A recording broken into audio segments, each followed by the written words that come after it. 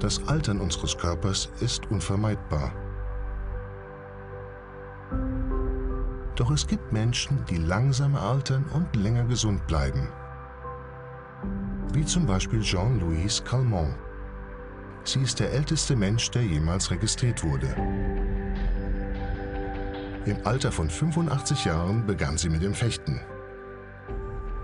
Und sie fuhr mit 100 Jahren immer noch Fahrrad. Sie starb im Alter von 122 Jahren und 164 Tagen. Bart de Blanke leitet in Lausanne ein von systemx.ch gefördertes Projekt zum Thema Altern. Er möchte hinter das Geheimnis ihres langen, gesunden Lebens kommen.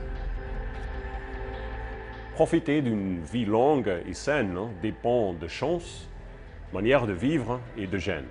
Donc, on sait qu'on ne peut pas vraiment contrôler notre destin, mais savoir la fonction de gènes qui sont liés au vieillissement et savoir quelle version de gènes qu'on a dans notre génome peut vraiment faire un grand impact, de telle manière que ça peut nous offrir une perspective d'éventuellement devenir des centenaires sains. Bart de Blankes Forschung zielt darauf ab, die Auswirkungen der Gene im Zusammenhang mit dem Altern im komplexen Umfeld der Zellen, Organe und des gesamten Organismus zu identifizieren. On peut tous apprécier que changer quelques habitudes de vie peut être bénéficiel. Par exemple, si on sait qu'on a un taux de cholestérol élevé, c'est probablement bien de réduire la consommation de matières graisses. Mais cela dit, il semble d'être des personnes qui bénéficient d'une gamme de gènes qui leur protègent en fait des habitudes très nocives. Par exemple, il y a ces gens qui fument toute leur vie et malgré ça, ils ne développent jamais le cancer du poumon.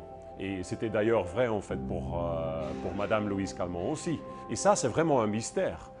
On veut comprendre en fait la fonction de ce gène, en fait, pourquoi il protège. Et on veut savoir en fait quelle copie de ce gène, bonne ou mauvaise, on possède.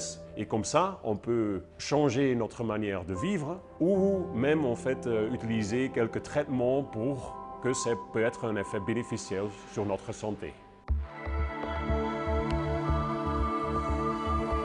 Bislang haben Forscher 30 Gene identifiziert, die bei der Lebensdauer des Menschen eine Schlüsselrolle spielen könnten.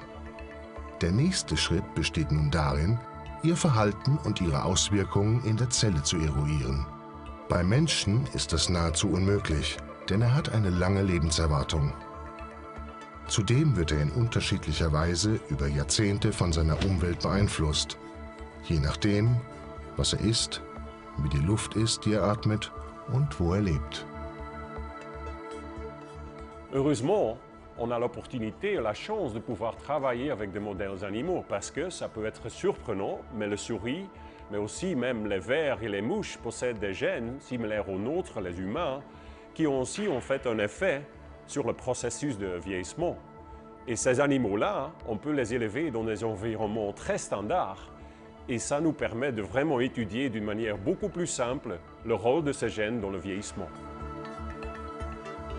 Diese beiden Würmer zum Beispiel haben das gleiche Alter. Der Wurm links wirkt aber viel aktiver. Das ist so, weil er über eine bessere Version des Gens verfügt, das die körperliche Verfassung insgesamt beeinflusst. Dans le cadre de notre projet, nos collaborateurs développent des modèles mathématiques très complexes. Cela avec le but d'étudier comment un gène donné, lié au vieillissement par exemple, interagit avec des autres gènes, mais aussi avec des facteurs environnementaux très spécifiques. Et cela avec le but pour vraiment comprendre comment ce gène impacte le vieillissement, la durée de vie. Et après, on doit étudier des données récoltées sur des personnes vraies, dans le vrai monde, pour pouvoir déterminer si on peut confirmer les hypothèses ou les prédictions de ces modèles dans le monde réel. Forschende glauben, dass es in ein paar Jahren möglich sein wird, für jeden von uns einen vollständigen genetischen Fingerabdruck zu erstellen, der die Gene beschreibt, die mit dem Altern zusammenhängen. Dies wird wahrscheinlich unsere Wahrnehmung von Altwerden komplett verändern, hin zu etwas eher Kontrollierbarem.